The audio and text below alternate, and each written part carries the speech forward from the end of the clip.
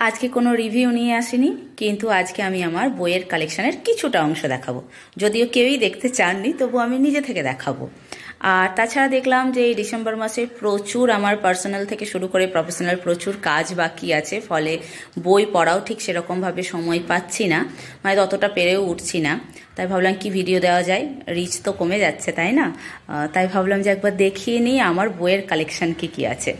কিছুটা অংশ দেখাবো আজকে, বাকি আস্তে আস্তে পুরোটাই দেখাবো।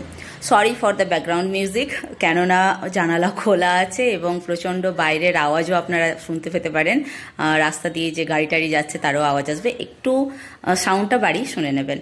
আর আজকে তো সব বই দেখার, শোনার মতো কিছু নেই। চলুন দেখে নিই আমার বইয়ের কিছুটা কালেকশন। তো প্রথমেই দেখিয়ে নিই আমার পড়ার জায়গা, যাকে আপনারা বলেন রিডিং কর্নার। আমার সেরকম কোনো পার্টিকুলার জায়গা নেই, এখানেই আমার দিনের বেশিরভাগ সময়টা কাটে, অতএব এখানেই আমার হচ্ছে রিডিং কর্নার। মানে হাতে 2-3টে বই নিয়ে টেবিলে রেখে দিয়ে যখন যেটা মন হয় সারাদিনে বার করে পড়ি, সময় অনুযায়ী যখন যেটার মুড হয় আর কি।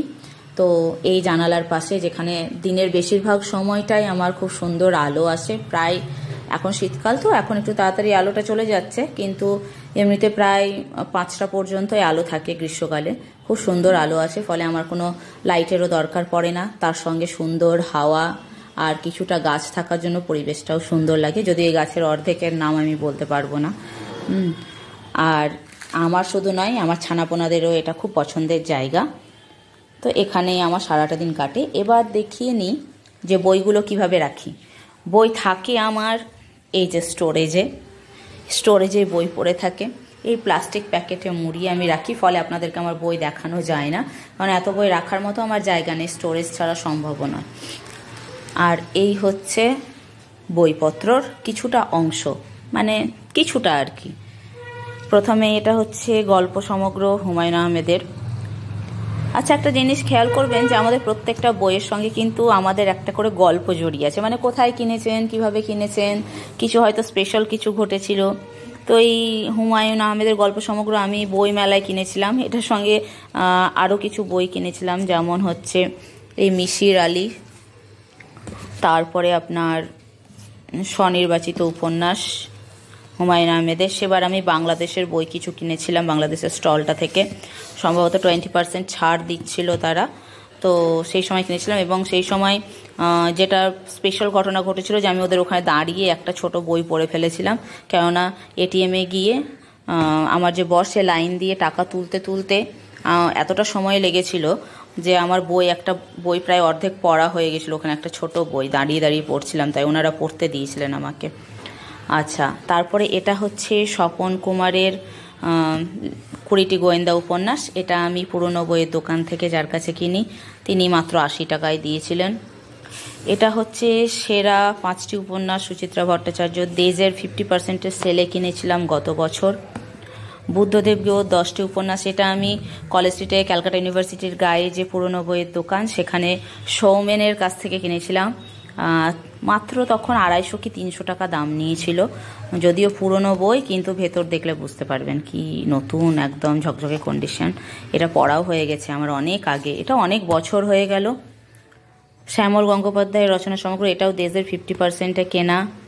পরশুরাম গল্প সমগ্র, এটা আমি বোনাসের টাকা পেয়ে একবার পুরো বোনাসের টাকা আমি শুধু বই কিনেছিলাম, কোনো বাজার করিনি, মানে বোনাসের টাকায় কোনো পুজো ঈদের বাজার কিছু করিনি, বা কোনো পুজোর কেনাকাটাও করিনি, কিছুই করিনি, শুধু আমি গল্পের বই কিনেছিলাম। আর এটা হচ্ছে শীর্ষেন্দু মুখোপাধ্যায়ের 5টি উপন্যাস, এটা একটা পুরনো বইয়ের দোকান থেকে কিনেছিলাম টালিগঞ্জে থাকাকালীন।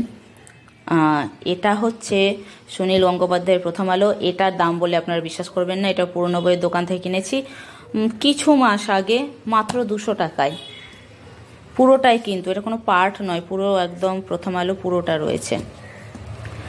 আচ্ছা, এরপর হচ্ছে শীর্ষেন্দু মুখোপাধ্যায়ের পারাপার, এটা আমি টালিগঞ্জের ওখানে রানীকুঠির আনন্দ থেকে কিনেছিলাম, কাকুটার সঙ্গে আমার প্রায় যোগাযোগ হতো, তো তার কাছ থেকে কিনেছিলাম। তপন বন্দ্যোপাধ্যায়ের দৈরথ, এটা দেশের 50%-এ। পাণ্ডব গোয়েন্দা, ওখানে টালিগঞ্জেরই একটা পুরনো বইয়ের দোকান থেকে কিনেছিলাম, এটা 400 টাকায় কিনেছিলাম, বর্তমানে মনে হয় 1600 না 1700 টাকা দাম।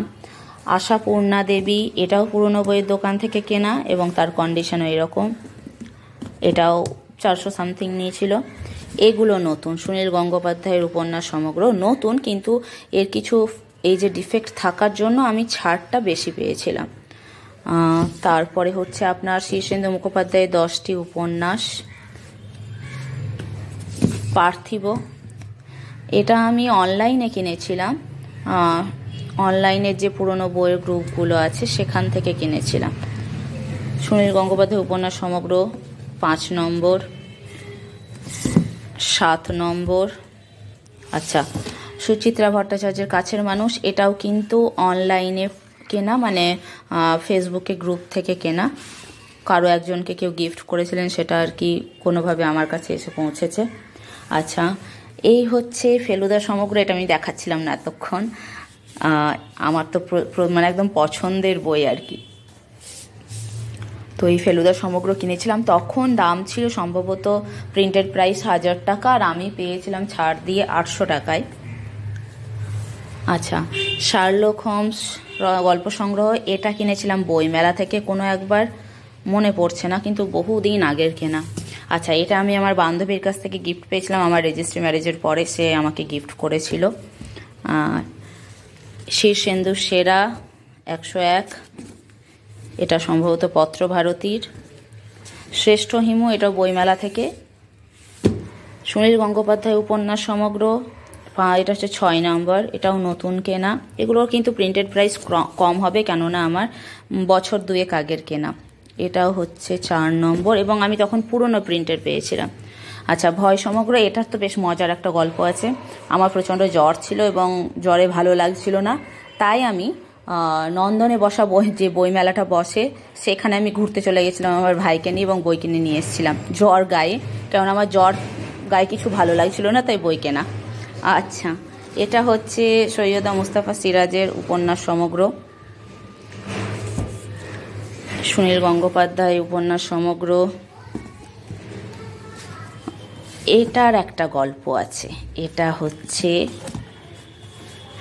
উপর দেখে বুঝতে পারছেন না, এবার সাইডটা দেখায়, ব্যোমকেশ রচনা সমগ্র। তো এই ব্যোমকেশের বইটারও একটা গল্প আছে, এটাও আমি পেয়েছি সৌমেনের কাছ থেকে। এক সন্ধেবেলা কলেজ স্ট্রিটের গায়ে ঘুরছিলাম ওখানে, তো ক্যালকাটা ইউনিভার্সিটির ওখানেই দেখলাম যে এই বইটা তখন বাঁধা হয়ে গেছিলো একদম সন্ধেবেলা, কিন্তু বইটা বাঁধার পরেও আমার সাইডের এটা দেখে মনে হয়েছিল যে কিছু একটা মনে হচ্ছে ব্যোমকেশের মতো আছে। তখন আমার ব্যোমকেশ যেহেতু ছিল না, তাই দেখা মাত্র আমি নিয়ে নিয়েছিলাম, এবং তখন এটা দাম নিয়েছিল সম্ভবত 300 টাকা। বেশ কয়েক বছর হয়ে গেল। আচ্ছা, মতি নন্দীর 10টি উপন্যাস, এটাও নতুনই কেনা। সুচিত্রা ভট্টাচার্যের উপন্যাস নতুন কেনা। আচ্ছা, সুনীল গঙ্গোপাধ্যায়ের, এটাও নতুনই কিনেছিলাম, যদি এগুলো সবই পুরনো প্রিন্টেড প্রাইস। আচ্ছা, এটা হচ্ছে 3 নম্বরটা, মাঝে কিছু পার্ট আমার নেই এবং এখন আর কিনতে পারছি না, কারণ প্রচুর দাম বেড়ে গেছে। আচ্ছা, কিশোর ভৌতিক হেমেন্দ্র কুমার রায়ের, এটা 50% অফ চলছিল গত বছর বা তার আগের বছরের যখন চলছিল তখন। 2 বাংলার 50টি প্রেমিক, এটা 15ই আগস্টে যে মেলা বসে কলেজ স্ট্রিটে, পুরনো বইয়ের মেলা, সেখান থেকে কেনা। আশাপূর্ণা দেবী সত্যবতী ট্রিলজি, এটা একবার মিত্র ঘোষে 30% অফ চলছিল জুলাই আগস্ট নাগাদ, তখন কেনা। গোয়েন্দা আর গোয়েন্দা, এটা প্রিন্টেড প্রাইস কম, কেননা অনেক দিন আগের কেনা, এখন দামটা অনেকটা বেড়ে গেছে। আচ্ছা, সেকালের গোয়েন্দা কাহিনী, সেকালের গোয়েন্দা গল্প, এটা পুরনো বইয়ের দোকান থেকে পাওয়া। আশাপূর্ণা দেবী, কোনো দাম আমার ঠিক আমি পার্টিকুলার বলতে পারবো না, কারণ এগুলো একসঙ্গে কেনা, তো একসঙ্গে একটা দাম বলেন উনি। আচ্ছা, গল্প সমগ্র মহাশ্বেতা দেবীর। এই হচ্ছে আমার সংগ্রহের কিছুটা অংশ মাত্র, বাকি আরও স্টোরেজ এরকম আছে যেগুলো আমাকে বার করতে হবে এবং হালকা করে এই রোদে, হালকা রোদে দিয়ে রাখতে হবে, কেননা বইগুলো বার হয় না, তো মাঝে মাঝে এরকম বইটা রোদে দিয়ে রাখলে ভালো থাকবে। আর শেষে এই প্লাস্টিকে মুড়ে তাকে আবার স্টোরেজে ভরে দেবো। এর মধ্যে আপনারা কোনটা কোনটা পড়েছেন অবশ্যই জানাবেন, আর যদি কিছু আপনাদের সংগ্রহের মধ্যে কমন থাকে সেটাও জানাবেন, বা আপনারা যদি কিছু সংগ্রহ করতে আপনার ইচ্ছে হয় এগুলোর মধ্যে থেকে দেখবেন। আজকে এতটাই, ধন্যবাদ।